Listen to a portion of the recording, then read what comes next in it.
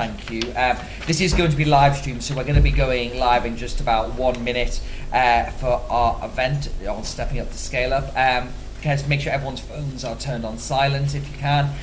We are going to be having a Q&A, so we'll be coming in. If you're in the Q&A, could you please just say where you're from and project your voice in this direction as well.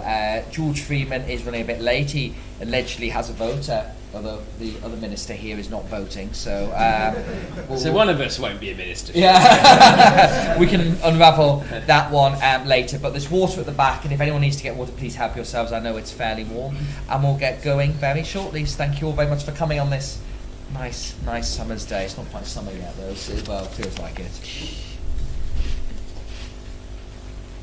And we're going to start at 4 o'clock on the dot, and we'll finish at 5 o'clock on the dot as well. And I think the 2 ministers will have to make a slightly speedy exit, so we'll let them head out first while everyone else heads back into the real world. Great. I'm just looking for David's eye at the back here. If we're going to get going. There's seats two down here. And a couple more.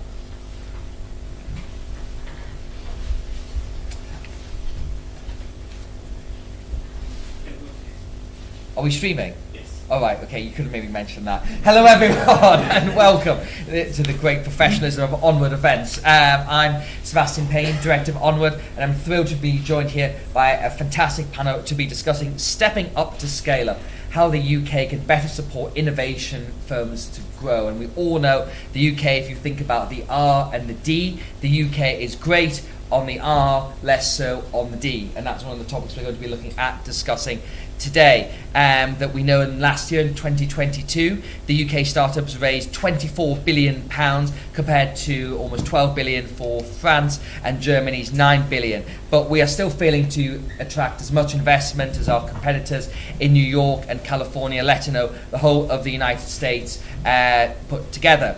Now, obviously, London does have a healthy venture capital market for those early stage companies, but the latter stage is that scaling up, which we're here to talk about today, is the area that is not so forthcoming. So the discussion we're going to be having is about what can be done about that. What is it about the environment? Is it access to finance? Is it regulation? Is it something about what the government is doing or potentially not doing? And crucially, why are firms being acquired by overseas firms when they reach that critical moment, and how can we get more of them to stay here? It's very important for investment, for growth, and for employment. But let me introduce our panel, and before we get going, then we're going to start with some introductory remarks. On my far left, not politically, is Louis Taylor, who is CEO of the British Business Bank, who I'm sure you're all familiar with. We have Andrew Griffith, who is Economic Secretary at the Treasury, and Catherine Bennett, who is Chair of the Catapult Innovation Networks. And this mystery chair is George Freeman, the Science Minister, who is on his way over and will join us momentarily. But to kick off, I'd like to begin with Andrew Griffith to give some opening remarks. Over to you. Thank you, Sebastian. Thank you, Onward, for having me and getting us all together for this incredibly important topic. It's absolutely critical to the future of the UK. I often say we frame these questions through the answer to the question, what do we want to be when we grow up? You know, we're an economy, we've chosen different trading patterns, we have this great historical reach across the whole globe. And now, as we seek to forge a new way in the world after our relationship with the European Union, which still remains one of our closest trading partners, with this great opportunity to do things differently and decide where we're going to spend our time and where we're going to support our businesses. Now, the Science Minister will talk about, I suspect, the prodigious strength of science and innovation and research. So I'll try and stay in my swim lane a little bit. And as a Treasury Minister, I neither tax you, nor do I spend any of your good money, although I'm very pleased with the money we spend on science and research and innovation. What my role for the Chancellor and the Prime Minister and for all of you is to create the climate in which we can direct capital, direct's probably a bit strong, but the climate in which capital can find its way round in a market economy, the opportunities that will produce new innovation, new jobs, change in many ways, deliver life-changing innovation, because it's not just about profits and tax and jobs. We always tend to reduce those things to those terms, but it's also what it can do for productivity. It's how the life sciences can extend human life and make us more resilient. It's how financial services and fintech can improve financial inclusion. So wherever we look, innovation is actually making people's lives better, and it's right to keep sight of that mission. Now, as you said in your framing, Sebastian, I think we've made really good progress. I've been looking at this topic, this agenda, since 2017. When I came in at number 10, we did a lot of work on productive finance, and we have moved a long way down that, and Louis will talk about many of the interventions we've made with things like British Patient Capital. At the seed and early stage, through schemes like SEIS, VCT, we can play acronym bingo this afternoon, but there's a great deal that we can be very proud of, and we've mobilised, I think, collectively through those schemes, an astonishing 40 billion of that most precious thing, risk capital. And that's very distinct from some of the capital that we see that's not doing such a heavy lifting job of financing innovation and taking real risk. And one of the things I always make a point of doing is talking about the culture of risk, thanking all of those of you who are in the audience or who are watching, who are risk takers and wealth creators, because that is an essential part of how we innovate. Now, where do we go from here? And I said I keep my remarks brief. The next big target in our sights is that scale-up capital. Once we've seen the innovation, things have come out of the lab, they've come out of the seed stage, where do people go for significant amounts of scale-up capital? Everyone's got their own different number on that, but if you want some frames of reference between 10 and 250 million, that's a pretty broad brush.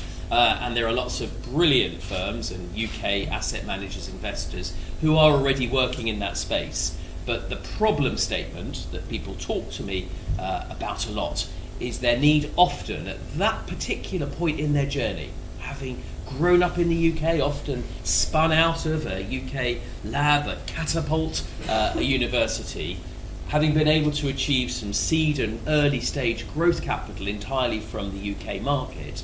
That's often the point at which people feel they've run out of road a little bit, and perhaps there's not as many choices for them in terms of capital.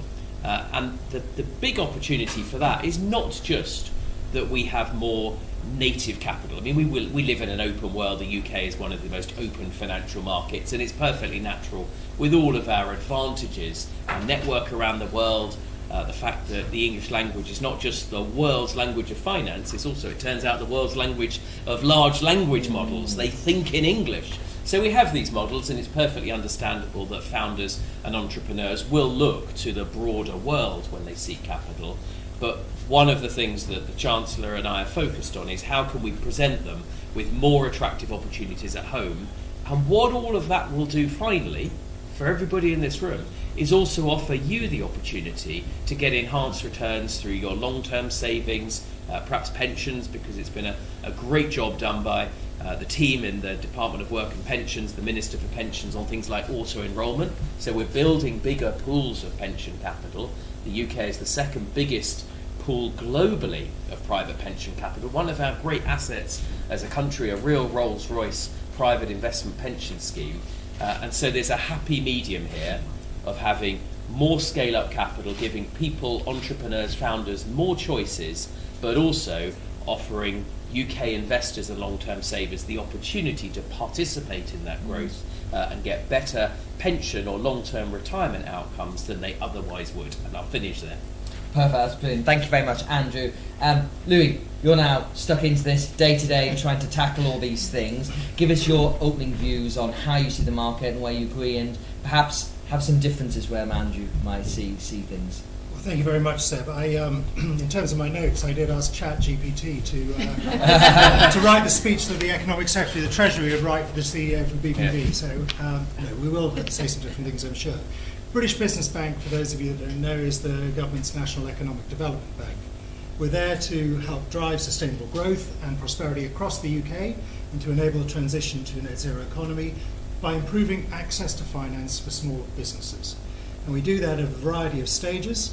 and in a variety of instruments as well, supporting about 12.2 billion of capital into 96,000 companies. So this is all early stage companies, from startup to scale up to those companies staying ahead or even becoming unicorns as well.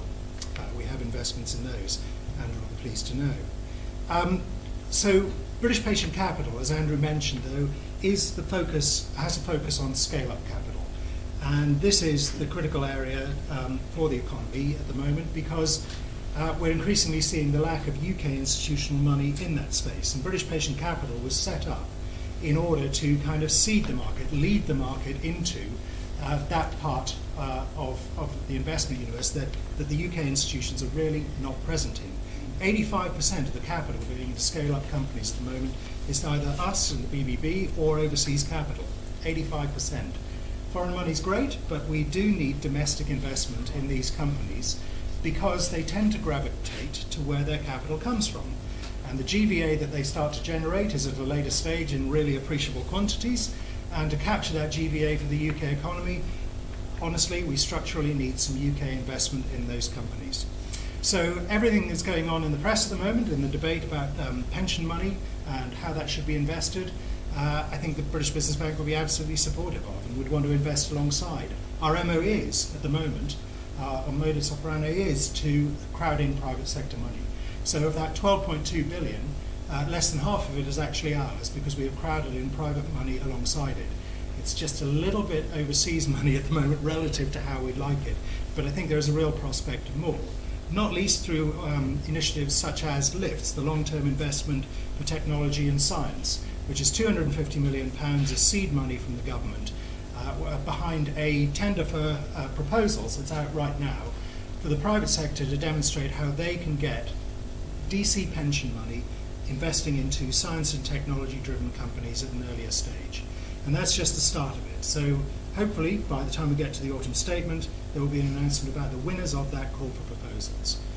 But it's not just through funds and through our own money that we're doing this. We, as I said, are there to crowd in private money. And nowhere have we been better than that through the small direct investment arm that we have called Future Fund Breakthrough, which was created by the Prime Minister when he was Chancellor. So it's £375 million for us to invest in late-stage tech-driven companies that are raising, somewhere north of £30 million. This is exactly the type of company we're talking about. We've invested 150 of that already, and we've got £600 million of private sector money alongside it. We don't see, in the same way that we do with foreign corporate venture capital arms, UK corporate venture capital arms there. We invested recently in a company, Nucleon Therapeutics, £37.5 million, 10 million each from the corporate venturing arms of Pfizer, J&J and Merck. And we're alongside. And, this is a gap. So we're determined to help to drive UK institutional money into this part of the market. We've got a lot of support from the government, but actually this is a private sector endeavour at heart. And success for us looks like having got enough momentum from the private sector for us to be able to stand back and not be needed anymore because the problem is solved.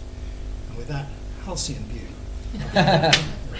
Very halcyon. Thank you very much, Louis. Now, Captain, would you like to begin? And for those of us in the room who sadly aren't well acquainted with the Catapult network, do you want to begin by giving us a little overview of what you do, but then crucially with your focus very much on the research and how you see the pipeline and the elements that you would like to see improving? Well, thanks very much for the invite, Seb, and I know Onward have looked at catapults in the past. It's great to have a spotlight on us. I know some other colleagues from other catapults are here today. So I have the honour of being the CEO of the High Value Manufacturing Catapult, but there's also 8 other catapults varying from digital to pharmaceuticals to compound semiconductors, all very exciting parts of the economy. And the purpose of our organisations, and Andrew talked about risk, so we like to say that we're all over de-risking innovation. So we're part of the support network. We're funded through Innovate UK to help companies transform what they do, to make them excellent, and actually, more importantly, help move those products and processes to market. So one of the things that we do in our catapult, and the manufacturing one has 7 centres across the UK, And we're all about looking forward. What does industry need? So what we call industry foresighting. And actually, we've moved more also into workforce development. So those two things don't go, they go arm in arm. So we work on nuclear projects, or energy projects, construction, automotive to aerospace, which I know well. I was in aerospace for 17 years. Lightweight materials, and also we did work on the vaccines, and our catapult were very involved in the ventilator challenge during COVID. So I'm very proud to say we're Europe's largest advanced manufacturing capability. And in the 11 years since we were founded, we've supported 22,000 companies, and over half of them are SMEs. So we're very actively talking to Louis' organisation in terms of how we can partner. So we also say we bridge the gap between universities and business. So in terms of the exam question, Seb, why is this important for us to be part of the debate? Well, first of all, as has been said already, we need to have a voice with investors, and we are trusted by the companies with whom we work, and using the academic expertise we have, we can help advise companies. We're another route of expertise, and as I said, the foresighting we do can help with that. We also have the expertise, the know-how, how to seize opportunities when they might come up. And more importantly, work with organisations about accessing finance. It is an area that catapults are working on more, and I'm sure when the Science Minister will come, Innovate UK is certainly doing a lot on working with the city and venture capitalists, and it's actually something we know we've got to build up our expertise on. Some of the other catapults are quite ahead on this. The other thing we help with, and we saw it during the pandemic, is resilience for supply chains, helping companies. We need to get more work done here. The science superpower wording is absolutely key for where we operate. I've also already mentioned workforce. And, really the other thing is help create a business environment that allows companies to get on and do what they do well. Design, which we're fantastic here in the UK, design, build and produce the products. So just a couple of examples for you. It's all very well for me to sit here today in Westminster and say how wonderful we are. So just a couple of examples. An SME in the Midlands called Albert Jagger has been supported by MTC, which is our biggest centre, it's based in Coventry, and that helped this company return work to reshore work, bring back production and help them with their supply chain, and finance was part of that. Also, Sheffield, the AMRC, we've worked with the Ultimate Battery Company on helping them develop more different kinds of batteries, which is all important as well, going back to the role we play with supply chain. So for me, investor relations, absolutely key. We want to do more working with the organisations there are, but there's a lot more we can do, and we're ready to be part of the support network to help with our expertise. Thank you very much. Thank you very much. And Mr. Freeman is still, I think, en route at the moment, so we'll just kick off the discussion, get some remarks from him when he makes it over here. So just to pick up on some of the points, Andrew, you mentioned about pension capital as well as one element of this, and one thing that's been picked up by some commentators is the UK has a very disparate pension system, that we've got a very large number of small pots that are not pulled together in the way, say, Canada has done or what have you, to create almost a kind of British sovereign wealth fund, and there's been, I think, some speculation that's something we need to think about. Is that a crucial part of trying to help scale up firms, and how involved should the government be in trying to boost that? Yeah, it's... Look, I think it is a really important part of it. It's not the only pool of capital. There's asset management firms that are managing money, and we've come forward recently with something called long-term asset funds. So there's a lot of endeavours, and I think it dates certainly back to 2008. When you look at the corpus of financial regulation, a lot of the purpose of that has been to drive risk out of the system. So you've got a supply chain almost of risk aversion in the system.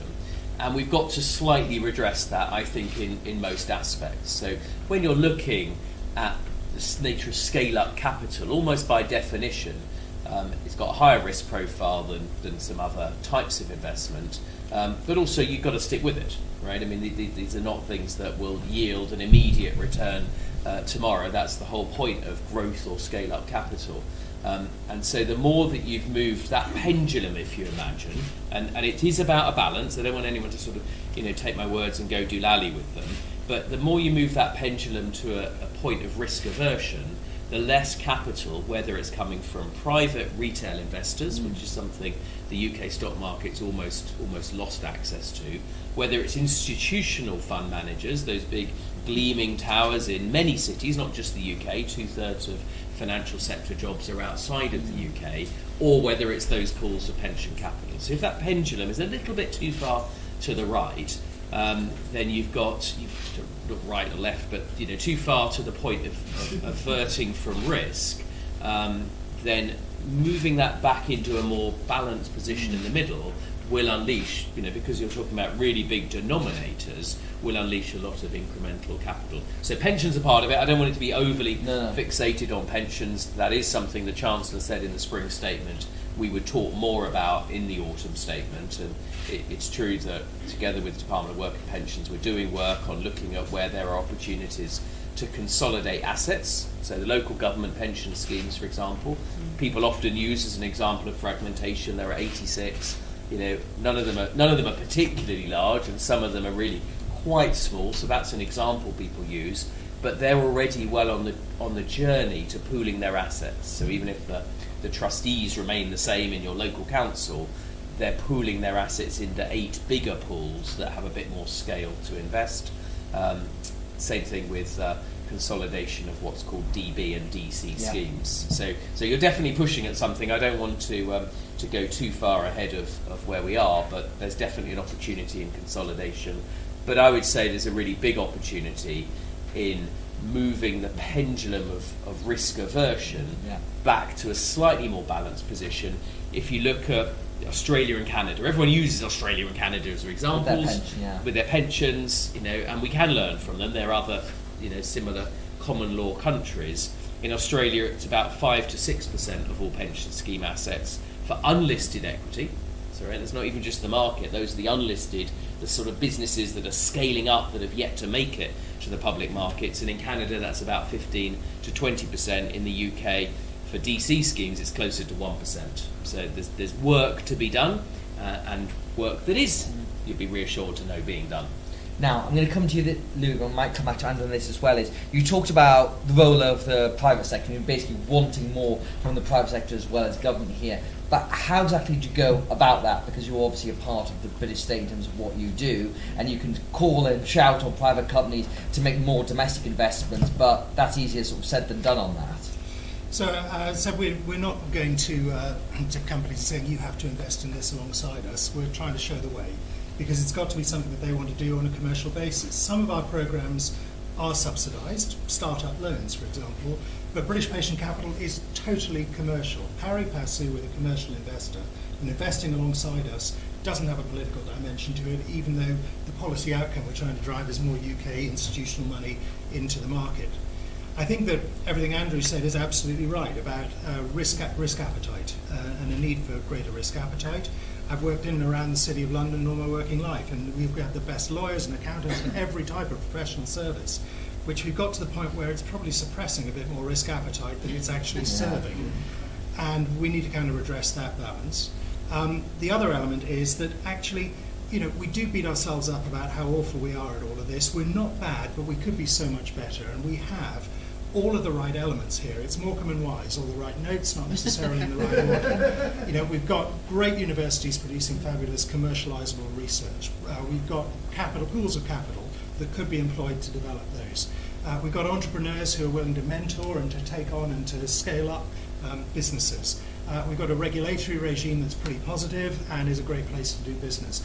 All of this is a real positive. And every time I come into a conversation like this, I realise there is no single magic bullet. It is about the iterations and getting the iterations bigger and faster and just doing more of this and making the connections better.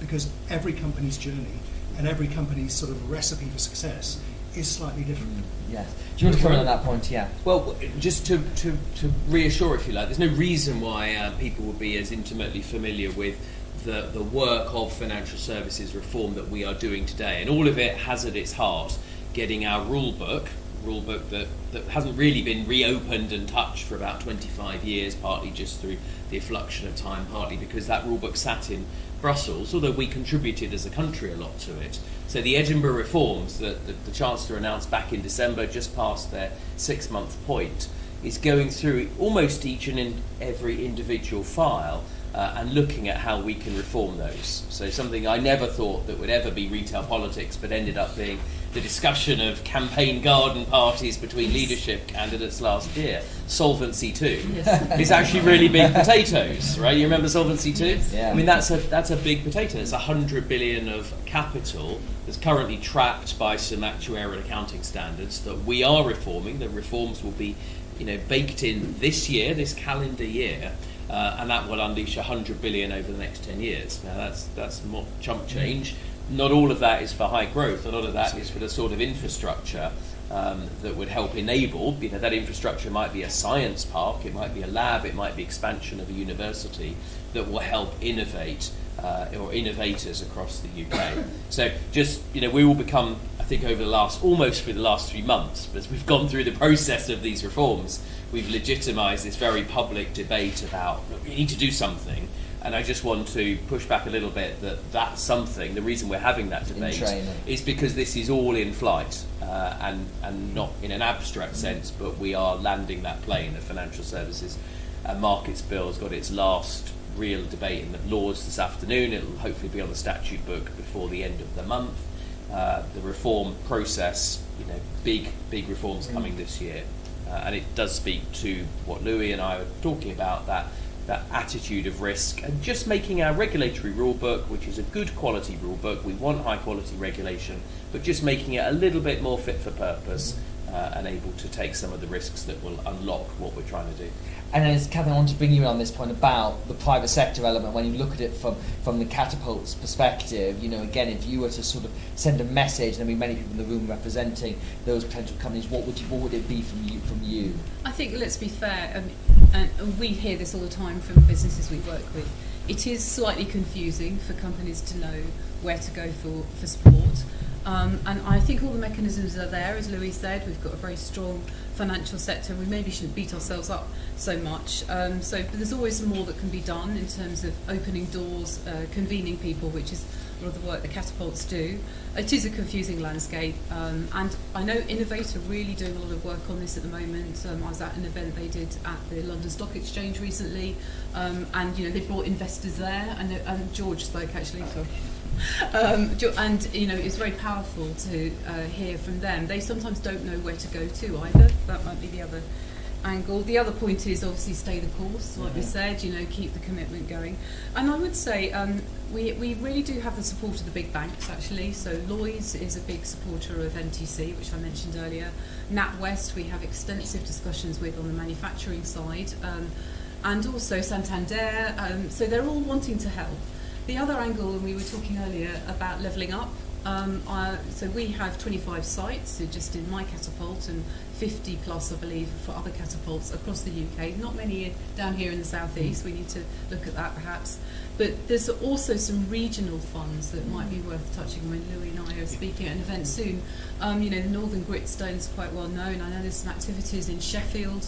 And there might be some more that can be done in terms of using our regional network to help unlock that. I myself chair one of the pan-regional partnerships for the southwest and across into South East Wales, and there are many organisations through universities who are also doing more, but it's such small scale. So I think use the expertise of our catapults. We know what businesses are saying. We can help convene.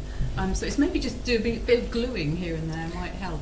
Yeah, this is your point about not just being one single thing, it's just bits here and there. It's kind of creating a sensible souk of all the elements businesses need, where they can kind of get what they need in the proportion they need.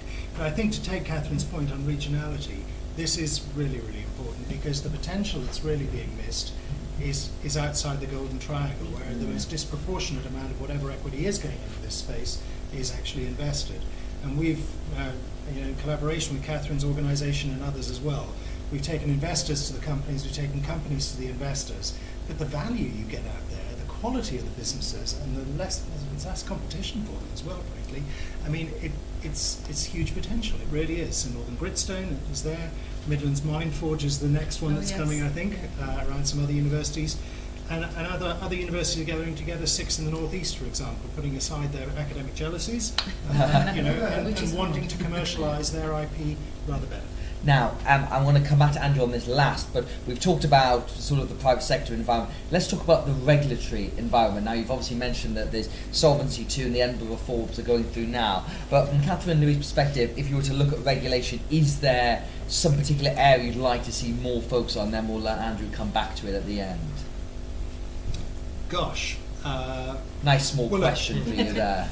Look, it's going to be a little bit scattergun this, but we're quite a heavy investor in life sciences, which is a real focus for the government as well. And I think there's quite a cry from the life sciences industry around the way clinical trials are organised now, making it less attractive to do those here in the UK than otherwise. Yet the NHS is potentially the most fabulous environment in which to do it with the rich data. That's maybe one example of a regulatory issue.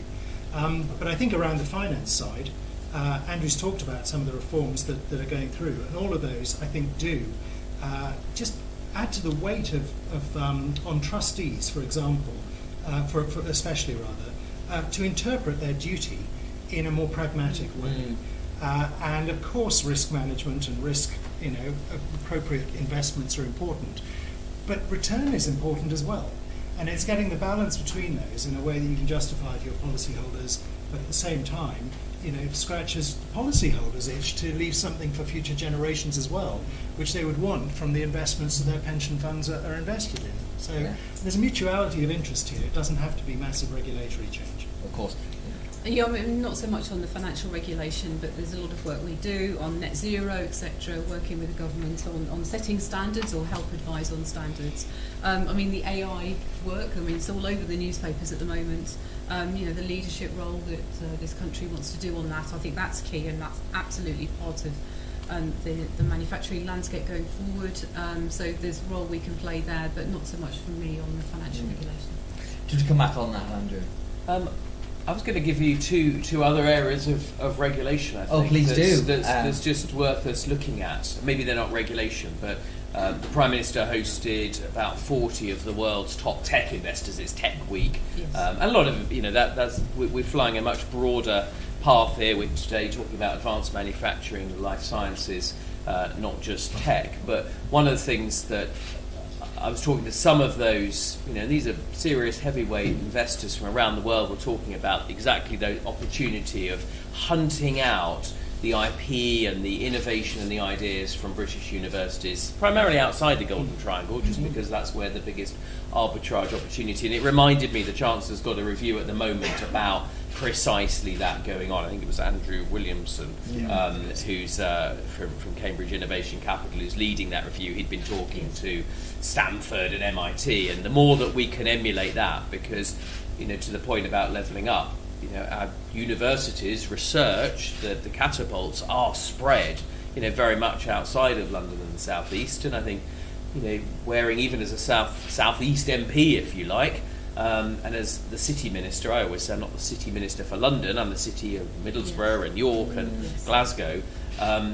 But we do want to spread this whole area outside of the UK, so we get those high value jobs, and we can actually try and cool off a little bit the sometimes overheated southeast. So it's in everyone's interest, including the southeast, that we spread those opportunities more evenly. So that was one. You asked about a regulatory thing. There must be some regulation somewhere about how universities can better utilise their IP. So let's go after that one.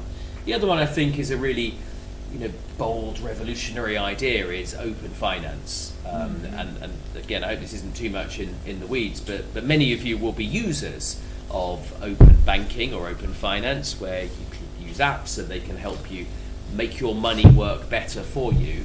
Now that's a big idea that can go across many more domains, and there is a bill that won't fully get it right, but there's the data bill that's going through Parliament right now, and at its heart it's got this opportunity of slightly crowbarring open markets in a good way, because at the end of the day a lot of us really, we should own our own data, we should manage our own data. These are good, sensible common law principles.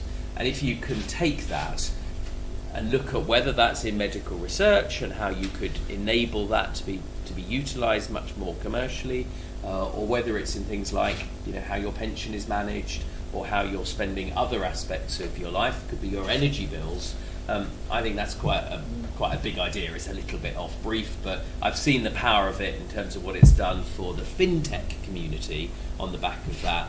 And wouldn't it be good to be able to do that much more across the whole economy? That's a good way of driving competition, rather than sometimes the after the event interventions on competition policy that we get.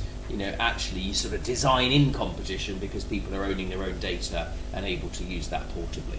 Now, before we open it up to questions and hopefully George Freeman, I just want to come to this point about culture and ethos, which I think has come across all of your answers here, which is we've talked about the pendulum between risk and risk aversion, and maybe need to swing it back ever so slightly. There is a certain view, Andrew, that in this country there's an overall sense that we are too cautious on stuff, and it's only when you're getting overseas investors who are willing to make that punt and then get the greater returns and get able to develop those firms. Now, we know how we change regulation, ministers do it, we know how we stimulate the private sector, you have those conversations, but how can you change a general mindset and outlook to be that little bit more risk adverse if you could fix all the other things to better improve the D in R&D? It's a toughie, right? But you're absolutely right to go at the sort of the mother lode of how we think about people who take risk. And often, how do we think about people who both fail but also become wealthy as a result of taking risk? If you want really large-scale, successful businesses in most of the areas that we all talk about, advanced, space, life sciences, tech, fintech, they are by definition global. So if you're really successful, you're going to get scale, and with that will come wealth creation. And we're sitting here in 4 Millbank, the home of Westminster broadcasting. And why is it that the only time that we ever hear about a successful businessman on the Today programme is they're being slightly pilloried? Yes. They're either a bit overpaid or something's gone wrong in their business. We don't celebrate. I'm biased, but we don't celebrate that enough. And so there is a real point on culture. That's a debate better led by forward-looking think tanks like Onward, who care about the future of this country. But people do often say, as I probe about these issues, that there is a cultural difference. This is not about people who are rent seekers. This is about people who are genuine risk-taking entrepreneurs and wealth creators. And any modern economy is very lucky to have those contributing here, paying tax here, but we should celebrate them all. I agree with that, and I think there is a thing about, in the post-crisis world, how we think and talk about business, the good that business does, is just very much taken for granted, and we can't take it for granted, particularly as the economy evolves, and if we want to try and address this. Louis, do you want to come in on this point? Well, the point I'd say is that I think to change the culture, people need to think that they can't afford not to be in this area. And Andrew, you and I were at a breakfast recently where a big institution said that their view was that the failure to invest in a portfolio of illiquid assets, including infrastructure, real estate, other equity, and this venture scale-up startup area, is that the consequence of not investing in that for their policyholders between 70 and 150 basis points of yield a year, which over the life of a pension plan is colossal. It is just colossal. And if people think of it in those terms, or investors think of it in those terms, trustees think of it in those terms, that's a pretty powerful cultural change agent, I think. Yeah, absolutely. And Catherine? I'm always in favour of promoting business. I completely agree with what Andrew said about the Today programme. I shout at it regularly most mornings in terms of getting the news out there. I was listening to something recently where somebody said, "Oh, the Prime Minister, he's a businessman," as though it was a bad thing, and I really shouted at the radio then. But part of my job, I'm proud to be doing it, a big ambassador for British industry, and it's all about the design, the creativity, which we are really good at. I was talking to somebody earlier who'd been involved in designing Concorde, and those are the things we need to celebrate. I'm happy to be able to do it at platforms like this, but I'm equally happy to do it all around the UK. And the convening power that government has is important, which pertains to what we're talking about today, about bringing investors together, but also the work that we can do within the communities in which we operate. And I think big people are proud to have businesses in their community. They're big investors, they care about their communities, but also partner with organisations such as universities, who are equally big businesses, and we should be equally proud of them. Great, wonderful. Well, at that point, I'd like to open it up to the great mass of intelligence. There we are. The hands are up straight away. Now, we've not got microphones, so if you can just project your voice and just say who you are and where you've come from. I'll go for the gentleman in the front row here. Peter Wilson-Smith from Veritas Consultants. Could I ask the Minister a couple of questions on the risk issue? There have been some suggestions from surprising quarters, including senior city figures, that some pension money should be directed into startups early stage. I mean, I think people found this very odd, the sort of sympathy it's been a very unconservative policy. Do you have any sympathy with that? And on the point about the pendulum, can I ask specifically in relation to banks? I mean, the government's still an owner in one of the large banks as a result of the wild risk-taking by banks during the financial crisis, which had enormous costs. Is it really wise to be encouraging the banks to be taking more risk and leaving us apart from pension funds? Thank you very much. Do you have to take both of those? Yeah. Look, I don't think Conservatives wake up in the morning thinking that they know better how to spend people's money than they do themselves, and I am a Conservative, as last time I looked were the Chancellor and the Prime Minister. So, we're Conservatives and we start from that philosophical disposition.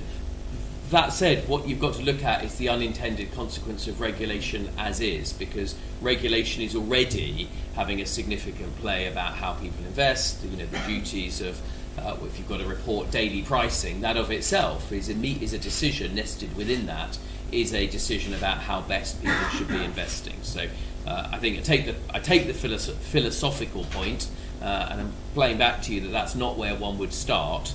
But regulatory systems, in a way, are directing. So I don't want to get too religious about that.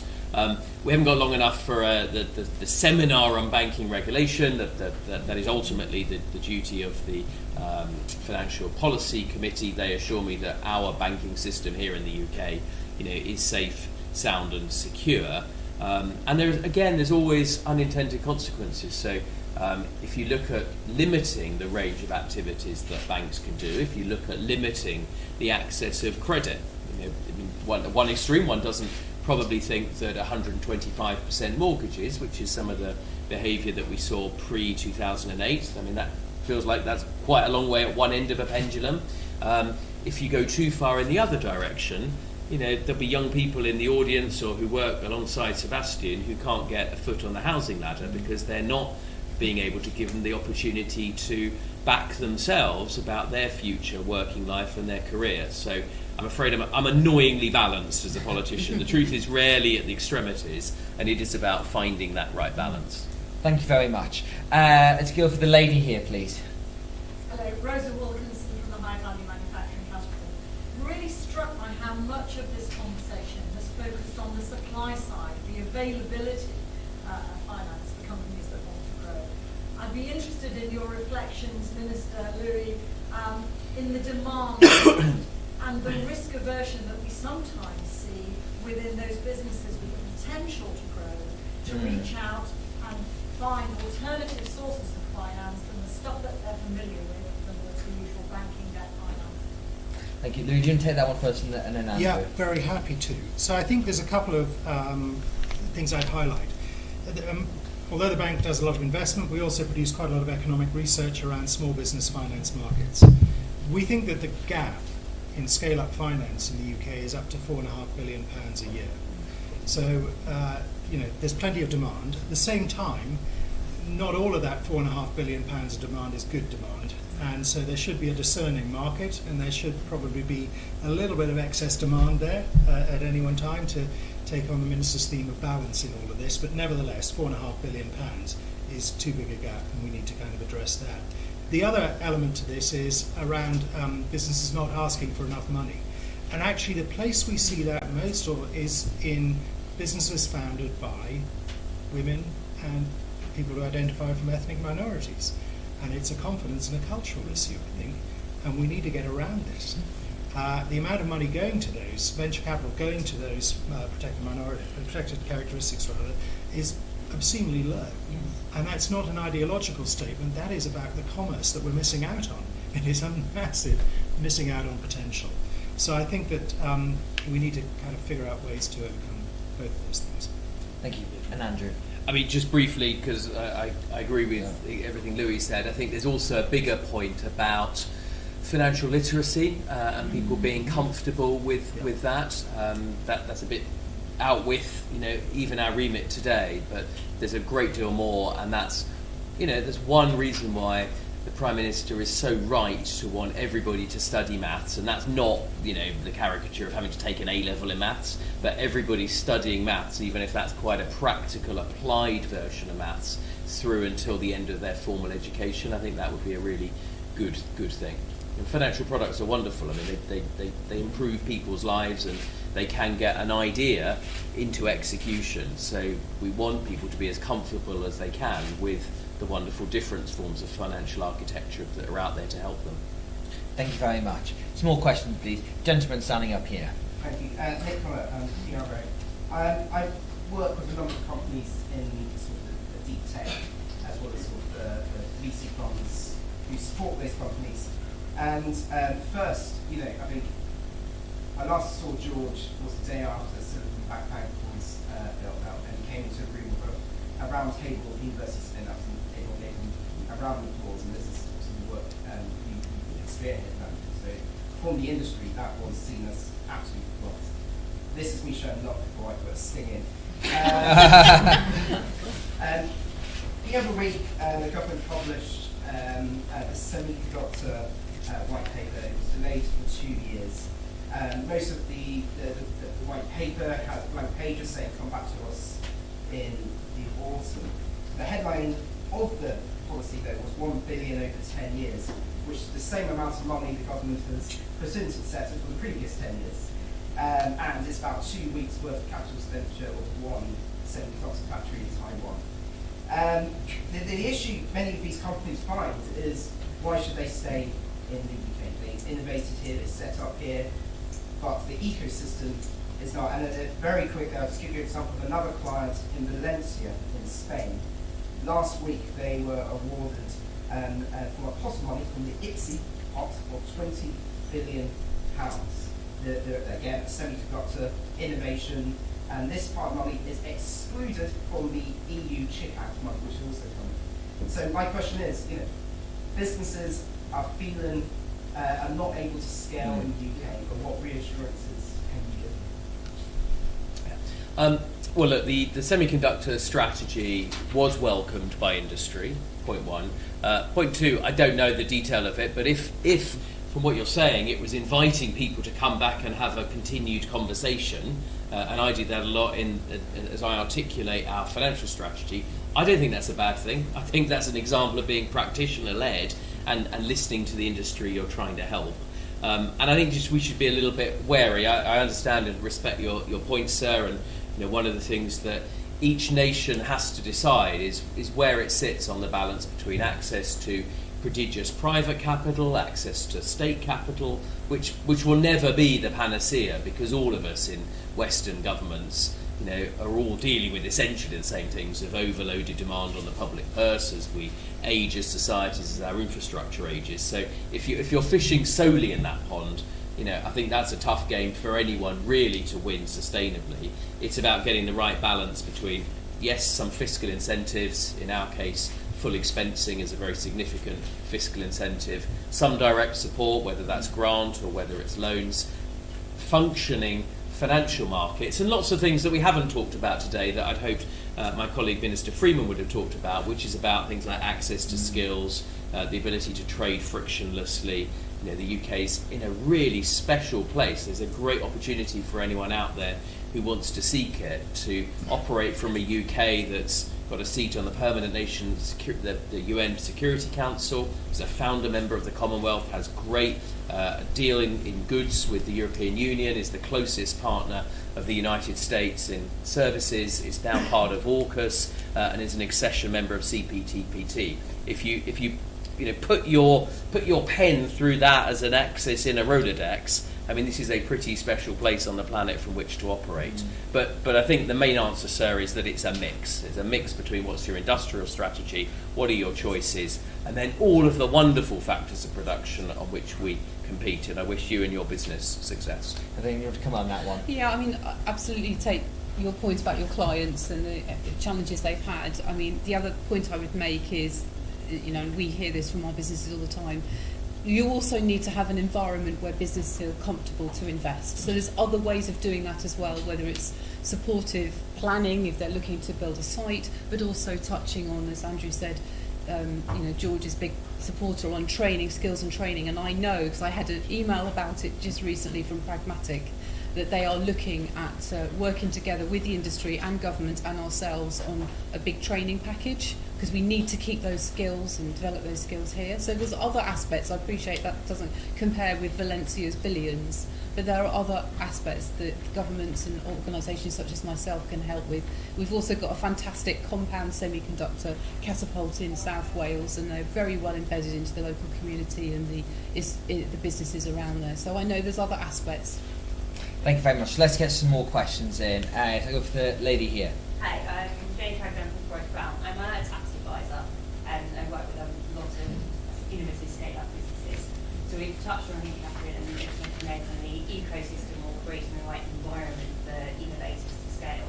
I'm interested in your thoughts on how tax policy fits into that relationship and kind of interdependencies that are there.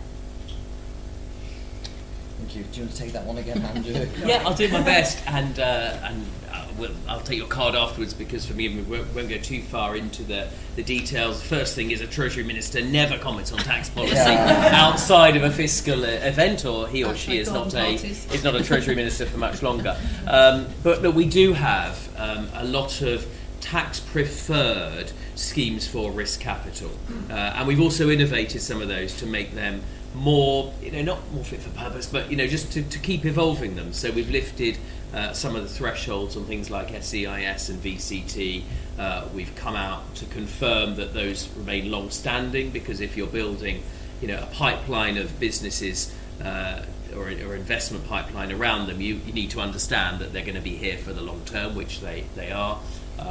Extended those to employee share ownership. So there's a lot. You're probably intimately familiar with the architecture, but the big picture, and again, I was talking to some investors from overseas today, and they acknowledge it's a very competitive, particularly at the seed level, particularly when you're really taking that risk and the level of failure is high. More broadly beyond that, you'll know that we want a very progressive research and development tax scheme. We've got full expensing for business investment. We do still have credits for R&D. We've modernised those, so there's been some, there's some classic things you just got to iron out over time. So you used to be able to, I was in business for 27 years, this is a new gig. You used to be able to expense, if you were building your own in-house server farm, you used to be able to expense that as a piece of capital. If you moved that into the cloud and consumed that, as a service, you couldn't. Yeah. So, that just has to be fixed, because everyone's busily moved everything into the cloud and abstracted a lot of the hardware layer.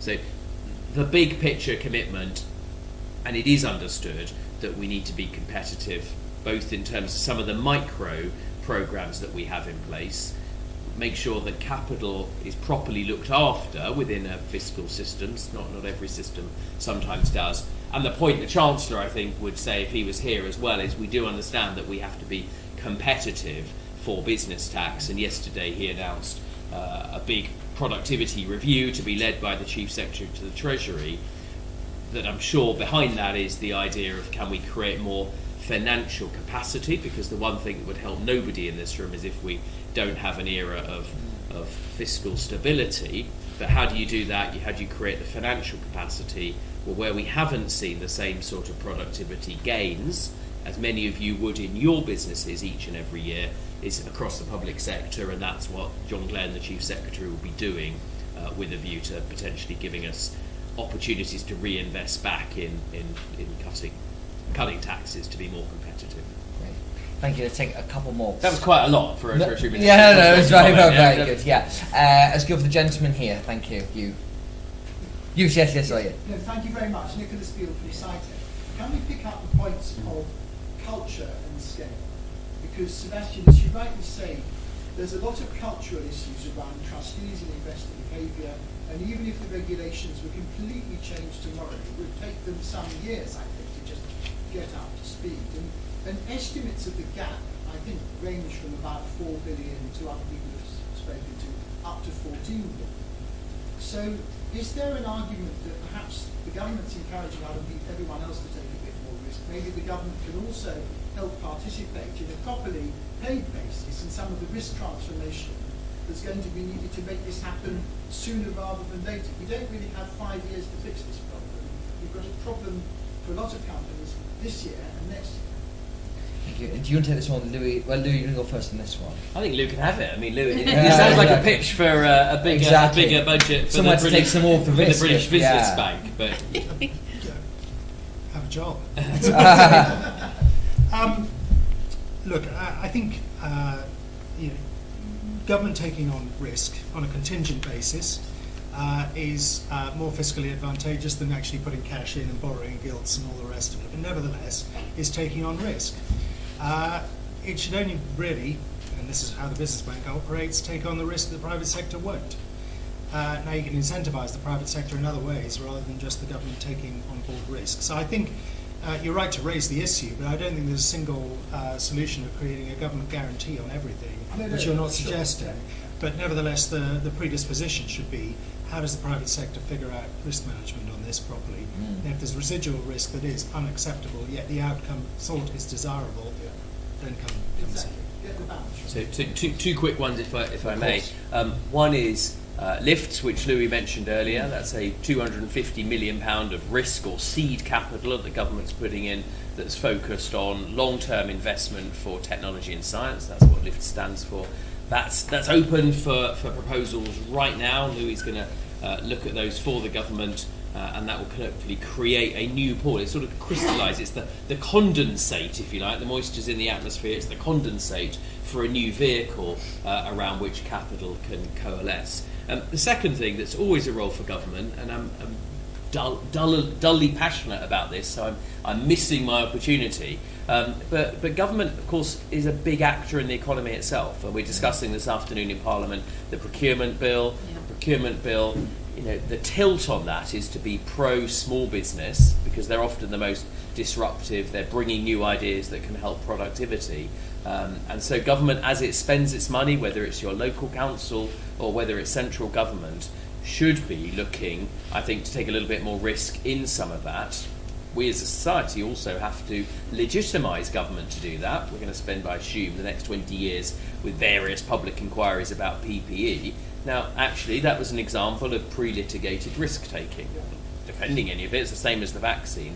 So we've got to have a grown-up conversation as if we want, and I do want, government to be really proactive on when it procures things, to look at taking and supporting innovative ideas, perhaps disruptive ideas, because that can save the state an awful lot of your fine money.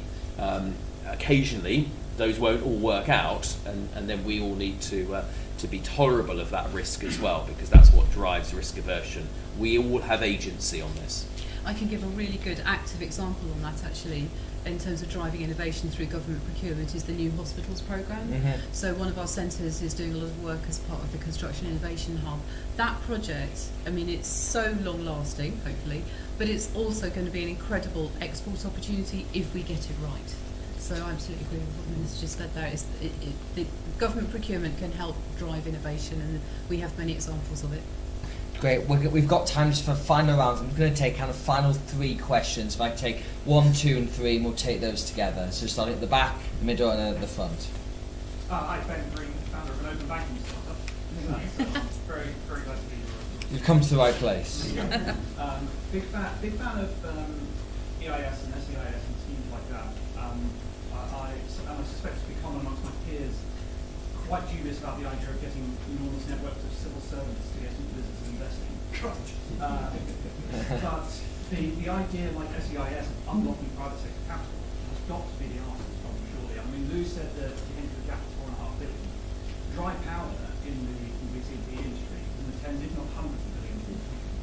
So I'd be interested in hearing your view on why you think it is that we can't unlock that private sector. It's sat there, it's investment capital that wants to be invested, and yet it just keeps accruing every year and doesn't get invested. Why do you think that's happening? Great. Thank you very much. And the gentleman in the middle. Well, actually, I was going to answer some of those points in my questions. So Josh, Oh, right, okay. from the Scale Up Institute, and one of the questions I was going to have was about investor skills.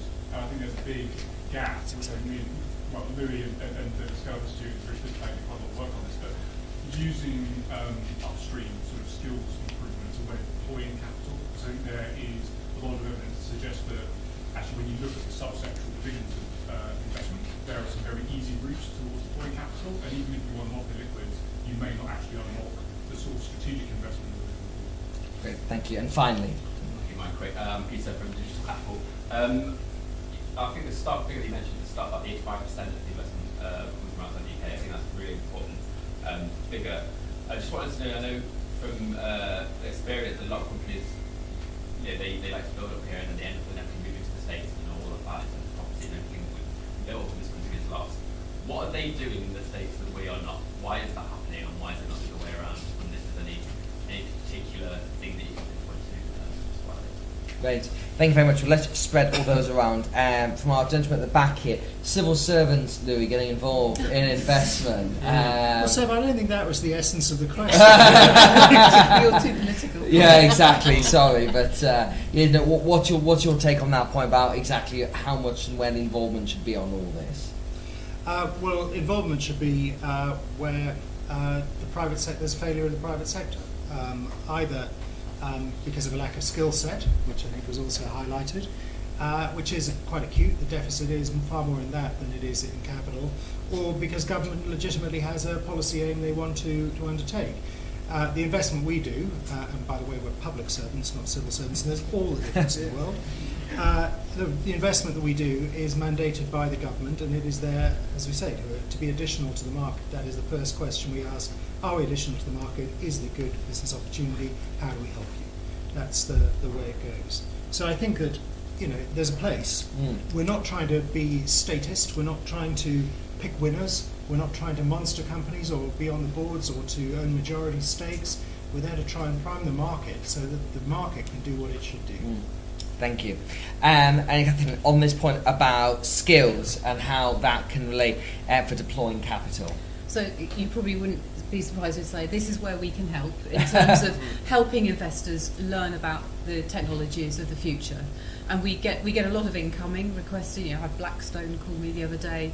They want to speak to the experts, maybe a bit more impartial than the companies directly. So that's where we come in. And this is proved by a recent study done for Innovate UK by the Enterprise Research Centre that the catapults as a whole, all 9 of us, have really helped companies in terms of turnover increase by 27% over the last 3 years, and actually over 6 years up to 50%. So we do know what we're talking about. There's always things we don't know, but I think that's where we can help investors with their skill sets.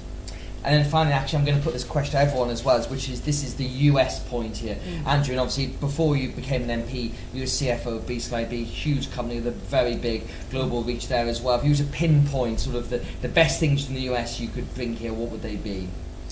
Well, look, the US has a big domestic market, but if we're smart, then we have a big rest of the world market. And I think that's growing faster, that's often less rich in terms of the sort of institutions and the various different assets we've talked about today that we bring to bear, whether it's regulation, whether it's universities, whether it's IP, whether it's cultural. The UK, London in particular, is the most diverse by place of birth city on the planet. Right? So we have a huge opportunity. So I think you can cherry pick the best of the US if you like. They've got deep liquid markets. They've got one almost frictionless regulatory environment to operate in. And we're not really, in many cases, when we're talking about the success of the US, we're talking about one particular transition, which has been the transition of the last 30 years, which is to digital, space that I operated in. And they just happen to have a particular strength in that. There are other strengths in the world going forward, the transition to a clean energy economy, of which even advanced manufacturing is part of that by lightening products and making them stronger and less weight. We've got great advantages in those that we can seek to capitalise upon. I envy sometimes their culture, in truth. I envy their culture of risk-taking. They actually have a very small level of government intervention overall, so it can't be about the level of government intervention because they've succeeded with far less government infrastructure generally in the way. But I envy their culture of risk-taking, and there is something to learn if you look at the culture of the 401k or the individual retirement account, the IRA in the US. You know, over there you'd talk to your buddy at a barbecue about soccer, which they obviously know nothing about because it's called football. But then once you finish that conversation, you would be talking about what's in their 401k and which funds they've invested in and which growth stocks. And I would love to bottle a little bit of that and get a system, again, balanced, but a system where we all felt we had a little bit more of a stake in society. From that, good things would flow. We would have longer, better, happier, wealthy lives. And people who glue their hands to the road might feel a little bit more vested in the success of the overall market-based economic system that we have. And I think in America, if you try to glue your hands to it, you literally just get run over, as opposed to being gracefully moved on. And then just finally, if you've got anything to add now for Louis and Catherine on the America point there, because that's been a big topic in the room from what we've heard about. Well, look, in the interest of time, I think 3 words. Scale of financial, well, not quite 3 words, 3 points. Scale of financial resources. I think this cultural point in terms of risk-taking. And then I think also it's the expertise and the ability to look at tech companies and understand the science behind it and take an investment decision that's informed by that as much as it is by the commercial potential. And finally, Catherine. So I'm not going to talk about the US. I know you're asking me to, but when I worked for Airbus, I worked in the head office in Toulouse. So I used to have to be part of the welcoming party for lots of incoming governments from all around the world. And the French government, of course, quite interventionist on Airbus. The thing is that I would say we in this country are really good at partnerships. We're an island, so we have to reach out. And I think that goes back to what Andrew was saying about the language, the expertise we have in our universities. And that's what my colleagues in Airbus in Toulouse used to say to me, is they always wanted the UK to be part of any partnerships. I'm not going to mention Horizon Europe because the Minister's not here to answer, but those kind of projects are really important. We need to continue the outreach that we're doing. Thank you very much. Now, and I have to give some big apologies, which has come while we've been here, which is, you can tell from George Freeman, who is still not arrived as we come to the end of this event. I believe that there's been some whipping fun going on over in the House of Commons due to some impending by-elections and the need to get some votes through. So George Freeman sends his profuse apologies for not making it over here, but thankfully we've had these 3 wonderful guests for a very, very good discussion. So can you please join your hands in thanking Andrew Griffith, Louis Taylor and Catherine Bowles.